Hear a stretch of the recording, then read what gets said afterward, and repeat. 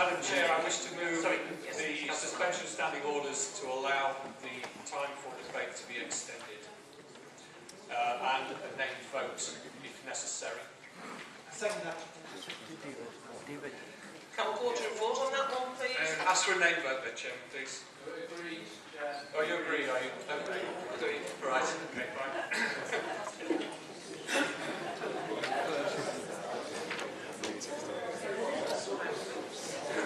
We're getting the extension time.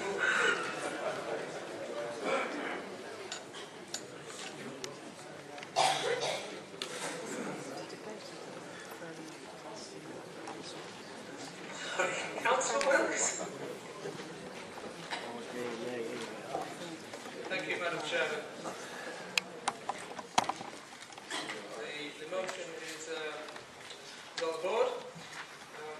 In the last few years, this council has consulted on a multi-games area in the Dales on contaminated land strategy, merging schools, redesigning children's services, changing library services and transferring community facilities, to name a few, but not on the closure of one of our museums, the DLI Museum.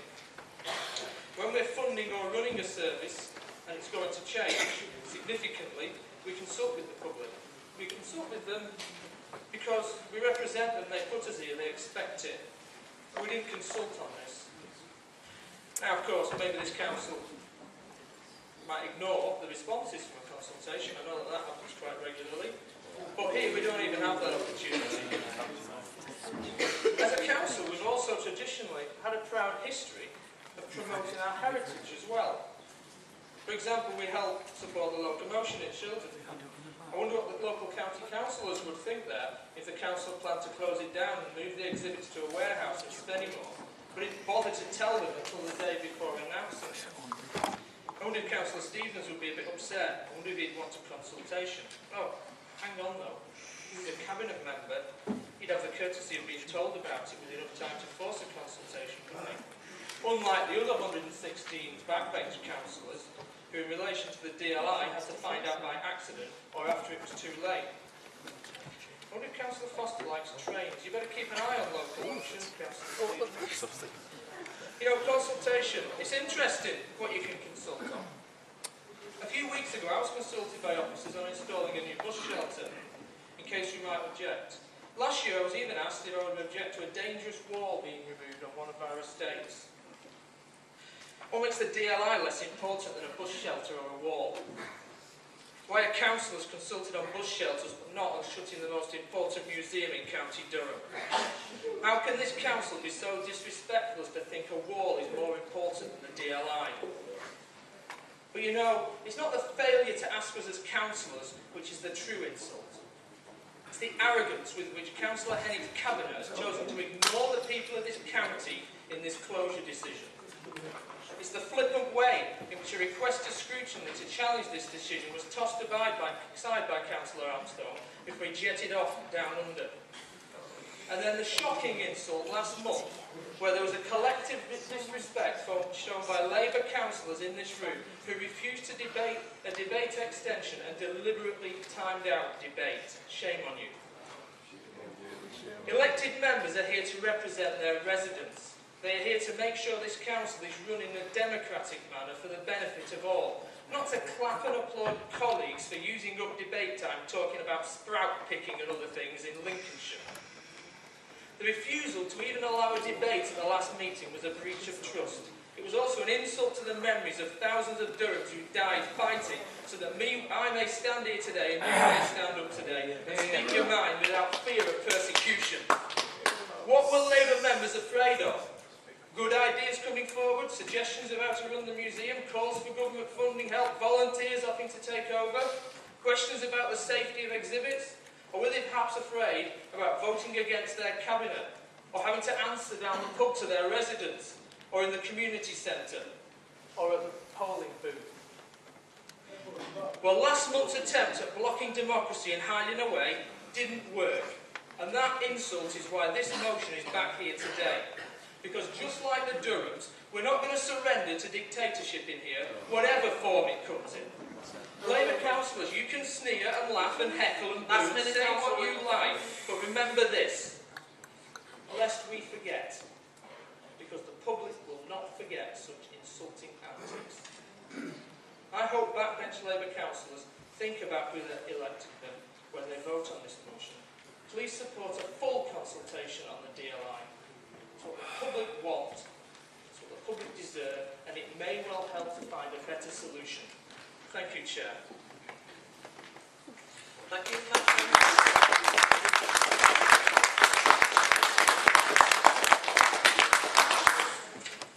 Right, do we have a second then?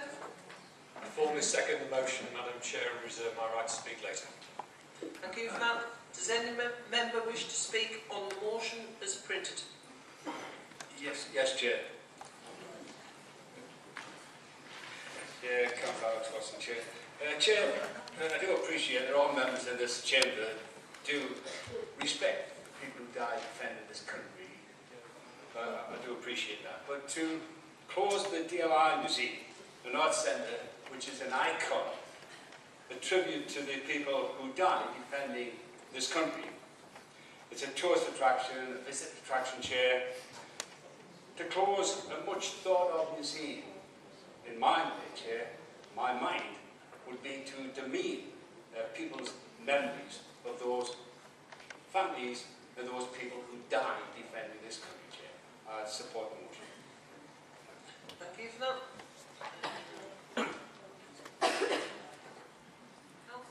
Councillor Foster? I rise, Chairman, to move an amendment which I believe will appear on the screen shortly.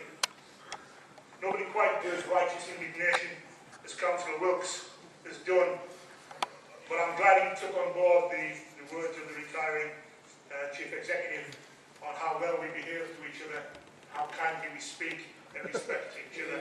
It's always a credit to learn a lesson from such a long-standing and respected councillor. There are a number of key challenges that anyone wishing to explore the issue of the DLI need to face. The building itself, its condition, location, the annual attendance of 39,000, which is very low in comparison with a potential of 600,000 footfall on Palace Green, surrounded as it is by the other features focused on the DLI. Does the former arrangement get the essential positive message about the merit of the collection out there? What is the best way of bringing the history and achievements of the DLI to the attention of the public, both local and visiting, bearing in mind that visitors tend to head for the city centre? In addition, we must understand that as one of the few authorities who continue to fund residential museums, we are not alone in facing challenges. I understand in total 5 such venues are closing their doors on April 1st this year. The difference being, according to the Army Museum Royal Trust, we have demonstrated with our ongoing funding and partnership working a commitment to the future. So much so, Durham was asked to be a key speaker at Earmark's recent conference. In writing any amendment, it is much what you remove as what you add. Councillor Wilkes' motion talks about consultation with members. What he chooses to ignore is that prior to the papers for the cabinet being released, his 4 local colleagues had the offer of a briefing meeting. This was followed up by individual telephone calls. In addition, Councillor Hopgood, his group leader, has also been briefed by the head of service. In the week prior to the cabinet meeting, with full access to the report, not one email, text or telephone call to raise any issue or request to ask any questions. The October full council, the option for elected members to ask a question on the subject. On the December full council, the scheduling of the original motion. It amazes me that experienced councillor of such long standing should make such an error. Decisions to be made in planning, licensing and cabinet are not subject to recall by full council. They have not been so subject since the turn of the century. Members may recall that I asked the appropriate officer to make this clear for the benefit of those visiting the meeting. 10 seconds. The key to this is the collection better given the opportunity. Sorry, Councillor Foster, your time's up. Move the amendment. Can I have a seconder to the amendment? second this amendment, but I've got to say a couple of words. I was asked to call in this DLI by Councillor Wilkes. I was asked by Mark Talentire of the Northern Echo, who phoned me and said that Councillor Wilkes was going to call it in. He didn't even have the courtesy to come and see me himself. However, what we did do was I had a look at the request, as we always do, in the context of our Constitution, and it didn't meet any of the criteria. One of the questions was that we, the Labour group, had seen this prior to anybody else, and that is a complete and utter falsification. However, after refusing the request for calling, we arranged for a presentation in public on the future arrangements for the DLI collection. James Ramsbotham, Chairman of the Trustees, thanked the Council for its support in saving the DLI collection and relocating it for 5 years on House Green. But can I quote the comments of the Army Museum's Old Trust? 1. We believe Durham's proposals demonstrate a clear commitment to the collection. 2. Durham has been generous over many years, and we know that this will be to make sure the DLI has a secure future. 3. Durham is unusual in the length and depth of its support and the support it gives, and this will remain the case with future arrangements. 4. We believe Durham is the only collection with a plan for the future. Durham's proposals are quantifiably better than those for other collections at risk.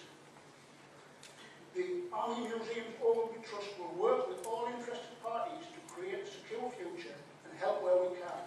And also, my colleague has alluded to, Durham was invited to speak at the Army Museum's Ogilvy Trust on a seminar on good practice.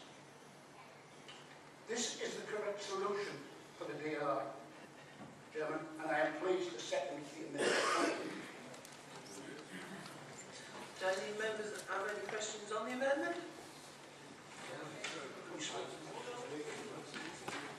Richard Bell? Hang on.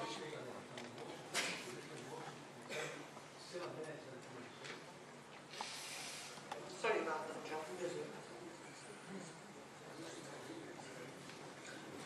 Apparently the amendment's gone in, John, and you can't speak on it, so if you want to come in.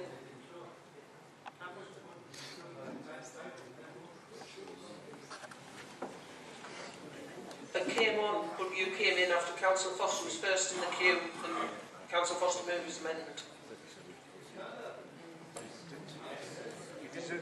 Yeah, it's marked on there, but if he comes on first on the list.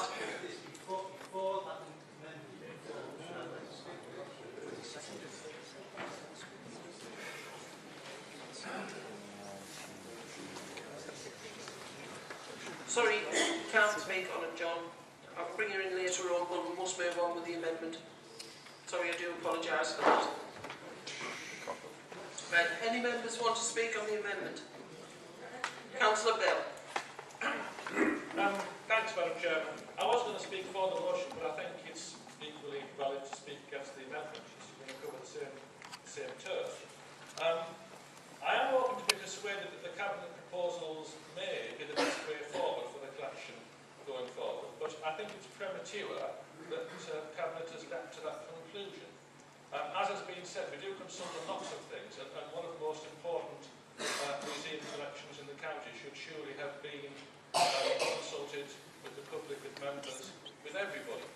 And it does seem to me that the trustees and the Cabinet have leapt to the conclusion that the museum in its current form must go. Now, the savings involved are significant. I think it's about 300,000 a year, but not so large that we must rush to a conclusion. The whole medium-term financial plan does not hinge on the DLI Museum savings.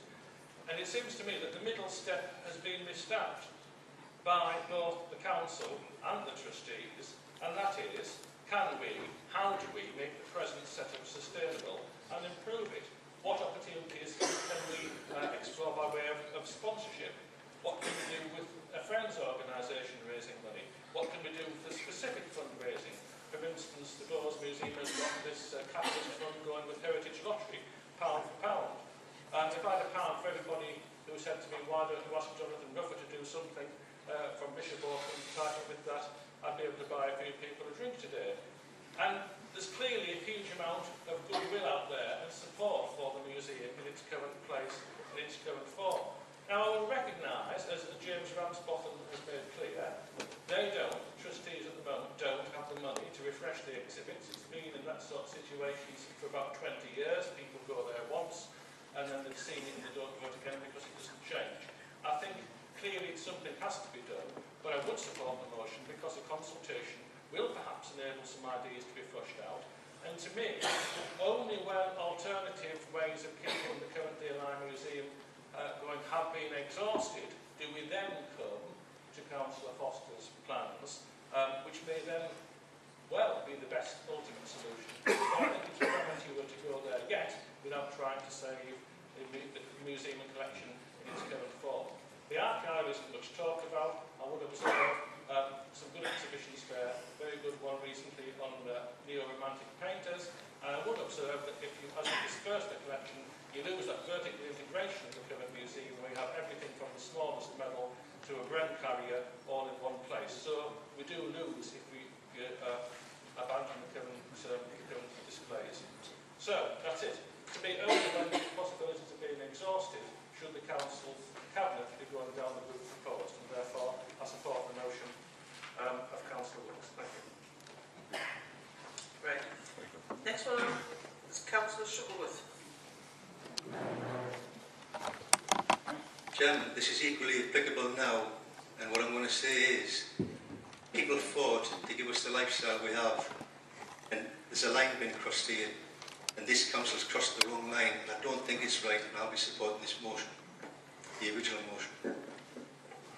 Councillor Keir. Thank you, Chair. I speak this morning on behalf of my maternal grandfather, Vincent Rouse, or should I say DLI Private Vincent Rouse, who fought and survived the First World War. He died in 1974, an old man, when I was a very young boy, and I can tell you now, he would be very, very disgusted at the shameful, shallow grandstanding and self-promotion of the likes of Councillor Wilkes playing to the two TV cameras, the Northern Echo in the corner and the veterans at the back. There is no substance in what you say. My grandfather was one of the lucky ones, and it's because of the admiration I had for him. I've been to Peak Val. I was there last year. I've been to the museum in Amiens. It shows you what the trenches underneath the town square were like. It's an interactive exhibition, actually, and it's absolutely fantastic. The nuts and bolts of this have already been said by my colleague, Joe Armstrong, so I'm not going to repeat that. But I felt that I had the duty here as the grandson of a fighting DLI private to point out, my grandfather once told me, don't trust liberals, son. They're nothing but Tories in disguise. He was a socialist. And do you know what? Do you know what? If he was stood here today, he'd say, told you, son, shallow as. He'd want the museum saved. That's what he'd want. Councillor Hutton. But with a little line instead of thinking of your grandfather. Thank you, Chair. Well, it's not the grandson, I am the granddaughter of someone who served in the DLI as well. So, and I can just correct something that Councillor Foster said, or just put it into context. I did receive a phone call about the closure of the DLI at 6 o'clock at night, on the night before the papers went out. And I have learned over the last few years that when I get a phone call at 6 o'clock at night from a head of service that I'm not going to like what's coming on the papers the next day going to Cabinet. And sure enough, I didn't. I disagree with the amendment and I support the motion. We're not asking for them to change their mind right now. We're asking for them to delay the closure and go out to public consultation. In just the same way as Councillor Wilkes has said, we consult over everything else. Can I ask Councillor Foster, what is so different about the DLI that it couldn't be consulted on? I was here at the meeting that was called for scrutiny, and I was delighted to hear, because I was cynical, I have to admit, that I expected that site to be used as a development site as part of the Akeley Heads development plan. And I was delighted that Councillor Foster told us that that site isn't going to be built on. Right? And he said that, sat in the chamber at that meeting. So in that case, why can we not look at community asset, at asset transfer, and all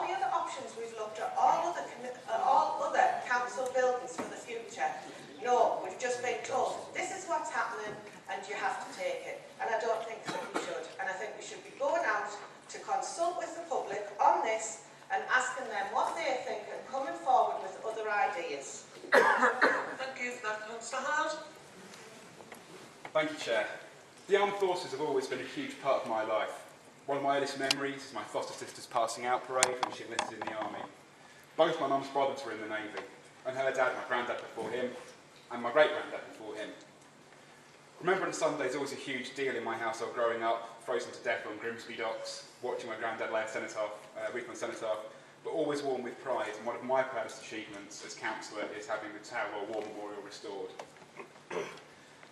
Whatever you've read on the internet, I could never vote to shut down the DLI, but that's why I'm voting with the amendment today. That's why I vote to save the DLI. And you don't do that by supporting Councillor Wilkes' motion. Because, friends, the DLI deserves better. What we're currently doing to preserve and honour the memory of those who served and those who sacrificed isn't good enough. And today I'm voting to put that right. The DLI is not a building. It's a collection. It's a collective memory, and it's a symbol of pride. And all I want is for that to be showcased in the most fitting and dignified way possible. And to me, that place is on Palace Green, between Durham Cathedral and Durham Castle, not just two of the most iconic and beloved buildings in this county, but in this country. To me, that's where the modern, attractive and engaging display is positioned perfectly to take advantage of the hundreds and thousands of tourists and families who visit Durham each year. Friends, I want the DLI to have a future, but make no mistake, if things stay as they are, it doesn't have one. A vote for the status quo is a vote for ongoing decline. A vote for this motion against the amendment, that is the real vote to shut down the DLI.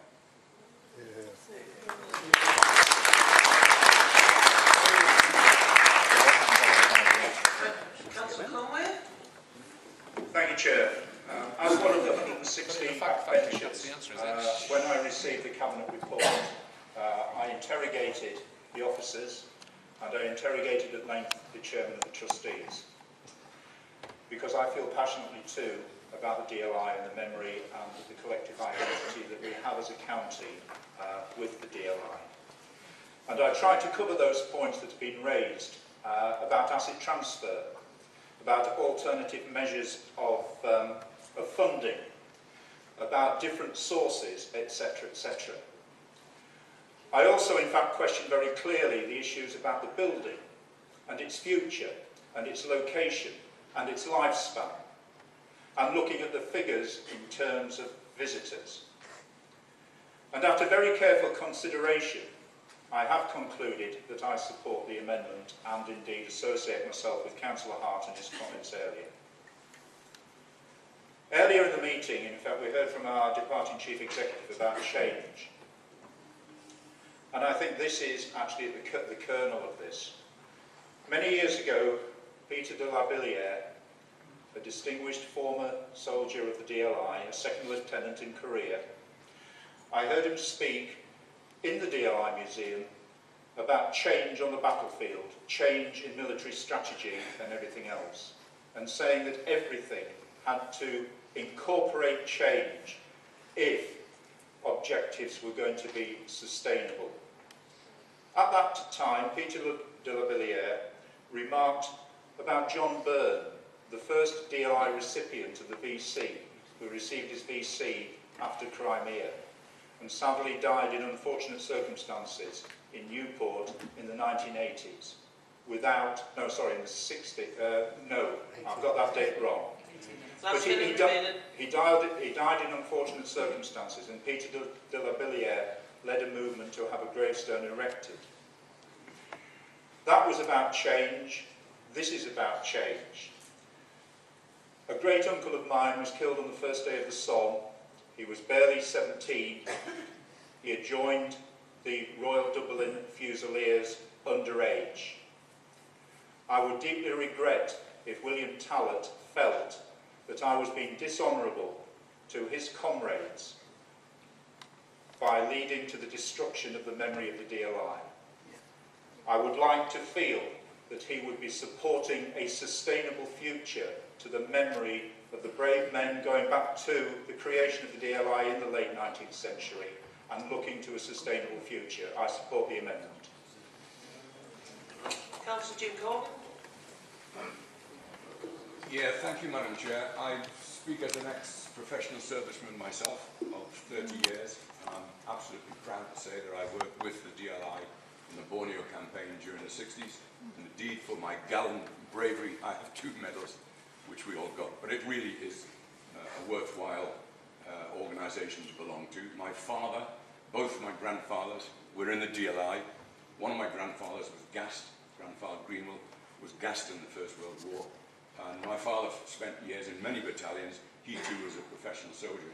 So I understand the passion and the emotion surrounding the DLI's long-term name in County Durham. I was a bit miffed before when it was suggested that we perhaps might not be taking this seriously on our side. I promise you, we have discussed it until the cows have come home, and we have passionate reasons and arguments ourselves for supporting the work that our county councillors were doing with the trustees of the DLI in trying to find a long, permanent way of honouring our DLI in County Durham. And credit is not being given to our council for trying to find that way forward. Thank you.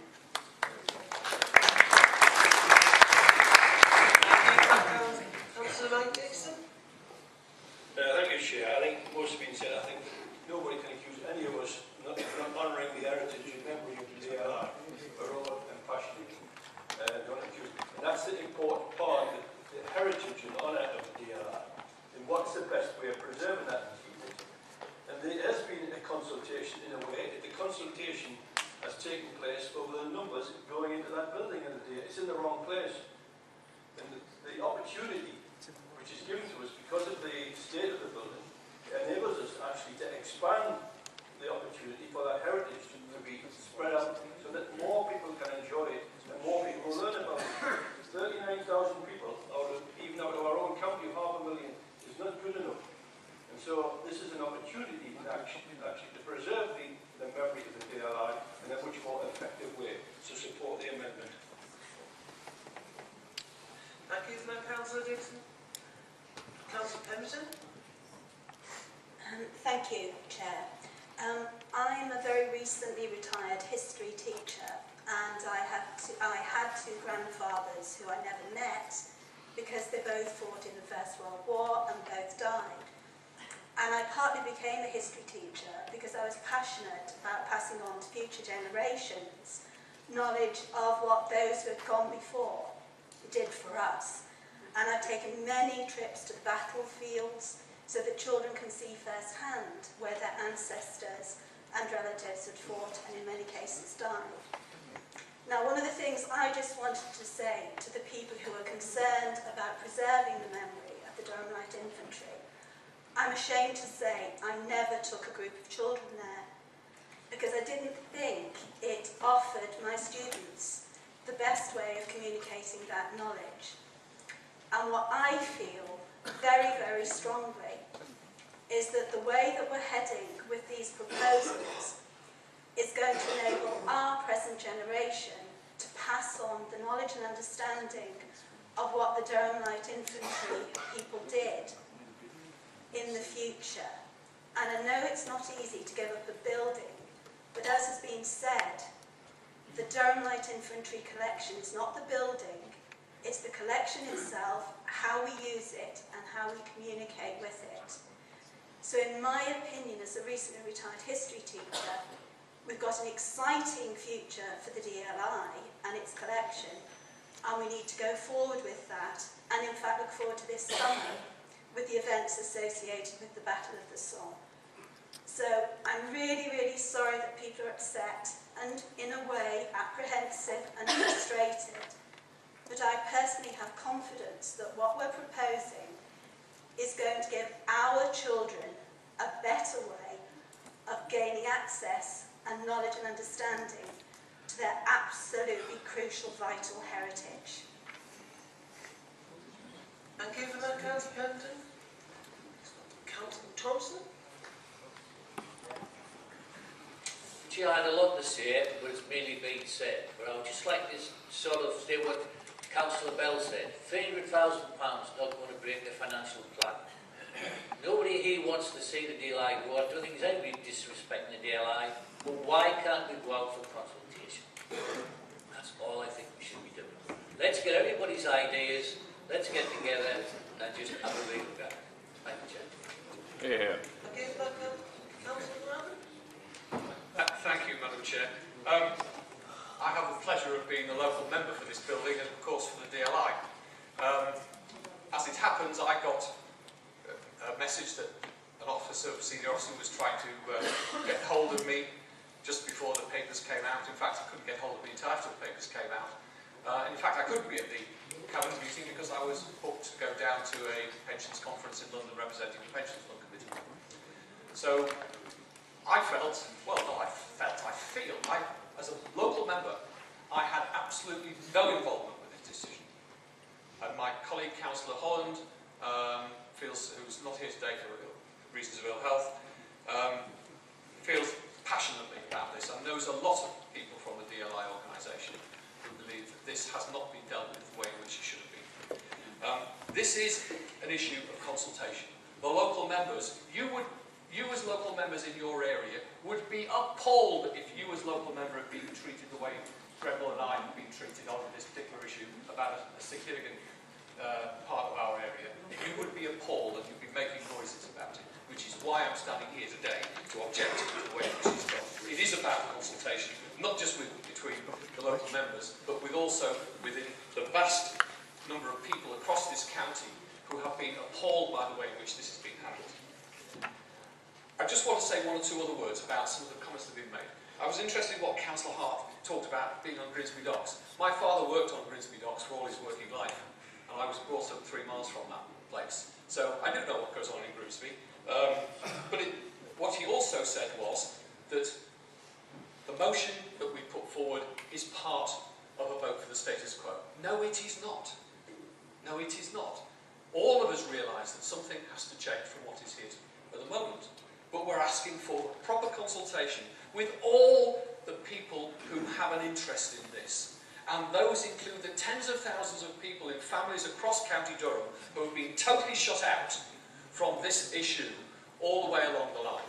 And that is why this motion is there today, to try to give them a voice. Finally, Madam Chair, I would point out that this isn't just about the DLI as the DLI, it's all about an art gallery as well. This will lose the art gallery for Durham City, and there is no other alternative in the city. So we are not only are we potentially making an uninformed decision in relation to the people across County Durham in terms of the DLI, but we're also destroying the only art gallery in Durham City. That's why this needs to go back to further consultation, and which is why I should be opposing this amendment and supporting the motion. Thank you, Councillor Martin. Next one in is we've got Councillor Lethbridge, and then we'll allow Councillor Wilkes to come back into the debate, if you wouldn't mind. Thank you. Councillor Lethbridge. Thanks, Madam Chair. I didn't really want to speak on this. I spoke at the recent meeting of scrutiny. I did make the point that of a large family of brothers who went to war, my father's youngest brother was the one who did not come back. He came from Kellow, he wanted to be a carpenter, he was in the army 6 weeks, and he, in the DLI, was put onto the perimeter to protect Dunkirk while the evacuation took place. I went to see his grave at Wolveringham, and there in the corner of a Catholic cemetery, there lies 13 bodies of young men from here, including my father's youngest brother. There was an ache in the family which continued right through because of that. Why did he die? He died to save. He died to save the idea of freedom. He may not have had a huge idea of it, but change would not have been a problem. with him or indeed with the rest of the Northumberland Fusiliers or the DLI soldiers who he's buried with. Chair, in a whimsical moment, if I was to be talking to those young men about the verbal animosity and the verbosity of this morning's debate, I think they would smile, they would laugh to think that we could be spending so much time in being accused of arrogance. I went up to the side chair. I will not take notice of these insults. Our young men died fighting Nazism, and they died for our freedom. I would support the amendment because it is the thing to do. Thank you. Thank you for that, Councillor Etheridge. Can I ask Councillor Wilkes to respond to the amendment? And in doing so, we'll close the debate on this amendment. Thank you, Chairman. I'd like to start just by saying thank you to those line members today who agreed to extend the debating time. Thank you for that courtesy. And also, I would say there's been a great number of very good speeches here today, very eloquent speeches. This motion isn't about money. It's not about what went on in the past, although what's been said should be rung from the rafters of this place. This is about whether or not we, as a council, respect the general public today. It is very clear to me, from listening to Labour members, you do respect the history of this county, you do respect the DLI individually. However, why aren't you willing to allow the public of this county to be involved in such an important decision-making process? As I said before, if we can talk about walls, if we can talk about bus shelters, if we can consult on library services and all the other services that we're having to deal with at the moment, all of this change, what is the problem of consulting with people on this change? I would say to Councillor Kane, this motion wasn't about grandstanding. This was simply about making sure that the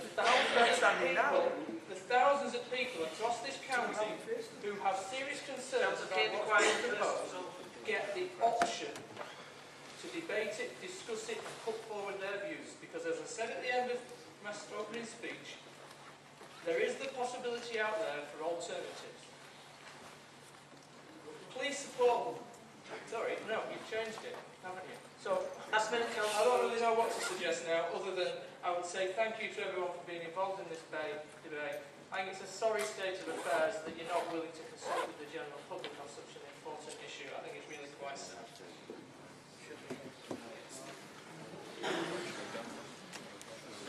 That closes the debate. We'll go to a vote on the amendment. Those in favour of the amendment, please press 1. Those against the amendment, press 2. Those members wishing to abstain the vote, please press 3. If anyone has accidentally voted the wrong way or wishes to change their vote, all of you have to do is press 1, 2 or 3 to register your new vote and nothing else. Vote no.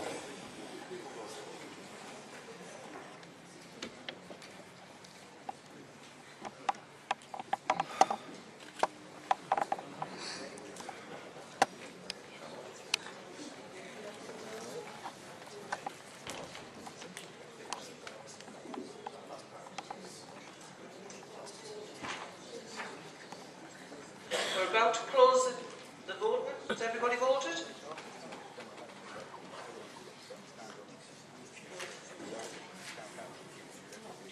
Yes. Right, close the vote. Can we have the results, please? For the amendment, 77, against 24, no abstaining. The amendment is carried. Colleagues, we now have a substantive motion before us. I will now take the vote on the substantive motion. Would those in favour of the motion please select option 1. Those against the motion, press 2. Those members wishing to abstain, press 3. We'll open the vote. And it's the amended motion. So it's what Councillor Foster said. Is that right?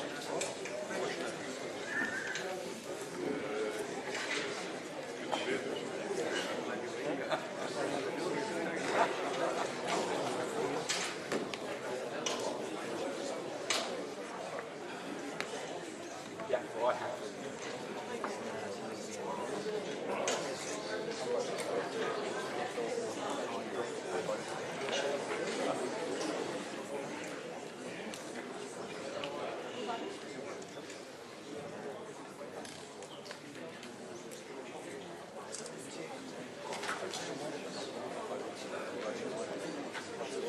Has everybody voted?